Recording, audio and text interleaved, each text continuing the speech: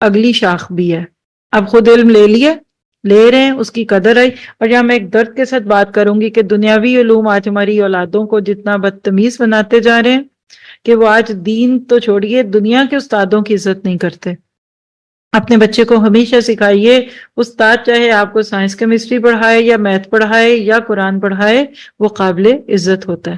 اگر ہمارے استادوں نے ہمیں اردو نہ پڑھائی ہوتی تو آج ہم کیسے بولتے؟ تو علم کی اشاعت کرنا اب اگلا سٹیپ ہے. خود لے لیے، اب علم کی مدد کیجئے، دوسروں تک پہنچائیے اس کو، کیونکہ انسانوں کو دنیا میں اللہ نے خلافت اور نیابت کے لیے منتخب کیا ہے. انبیاء کرام کا اللہ کے دین کی طرف دعوت دینا اس بات کی دلیل ہے کہ وہ مبشرین اور منذرین بنا کر بھیجے گئے. اللہ کے نبی نے فرمایا کہ بلغوا انی ولو آیا، ایک ہی آیت چاہے ہو اس کو بھی آگے پہنچاؤ. تو لہٰذا امت مسلمہ کی ذمہ داری کیا ہے؟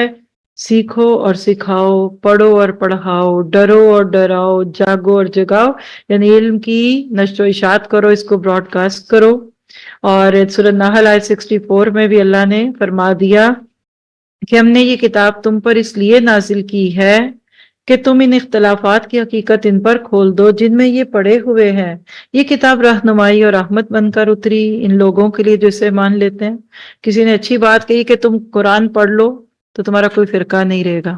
آج قرآن نہ پڑھنے کی وجہ سے امت مسلمہ مختلف سیکٹس میں جاتی ہے.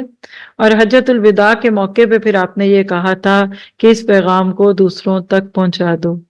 احادیث پڑھنے پڑھانے والوں کے لیے اللہ کے نبی کی ایک دعا ہے. آپ نے فرمایا کہ اللہ تعالیٰ اس شخص کو سر سبز و شاداب رکھے جو کوئی ہم سے بات سنے پھر اسے ویسے ہی آگے پہنچا دے جیسے اس نے سنی، کیونکہ بعض لوگ جنہیں کوئی بات پہنچائی جائے وہ اسے سننے والے سے زیادہ یاد رکھتے ہیں. ابو داؤد کی روایت ہے 3610. تو آپ کسی کو دعوت دیں، ہو سکتا ہے وہ آپ سے زیادہ عمل کر لے اور آپ کا صدقہ جاریہ بنے.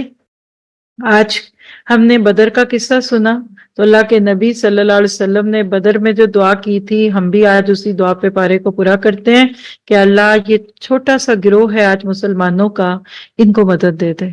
اللہ آج وہ مسلمان جو غزہ میں اپنے جان دل جسم سب دے رہے ہیں تو ان کی قدر کر لے. حضرت موسیٰ نے ایک مطالبہ کیا تھا کہ اللہ میں آپ کو دیکھنا چاہتا ہوں. اس کا جواب کیا تھا؟ لن ترانی. اس پہ علامہ اقبال نے کچھ کہا، صدائے لن ترانی سن کے اے اقبال میں چپ ہوں. یعنی جب اللہ نے موسیٰ کو کہہ دیا کہ تم مجھے نہیں دیکھ سکتا تو میں کیسے تقاضا کروں؟ تقاضوں کی کہاں طاقت ہے مجھ فرقت کے مارے میں. تو اللہ کے ملاقات کا دل تو سب کا کرتا ہے لیکن اس کے لیے مرنا پڑتا ہے. تو اللہ تعالیٰ میں مرنے سے پہلے مرنے کی تیاری کرے. دعا کرتے ہوئے اٹھیے گا، ربی زدنی علما، اے اللہ میرے علم کو بڑھا دے. سورۃ طٰہٰ میں 114 ہے. اور اللہ کے نبی نے بدر کے میدان میں کھڑے ہو کر کیا کہا تھا؟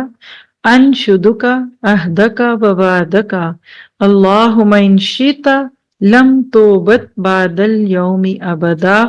اے اللہ میں تجھ سے تیرا عہد اور وعدہ نصرت، یعنی اللہ میں تجھے تیرا عہد اور وعدہ نصرت یاد دلاتا ہوں.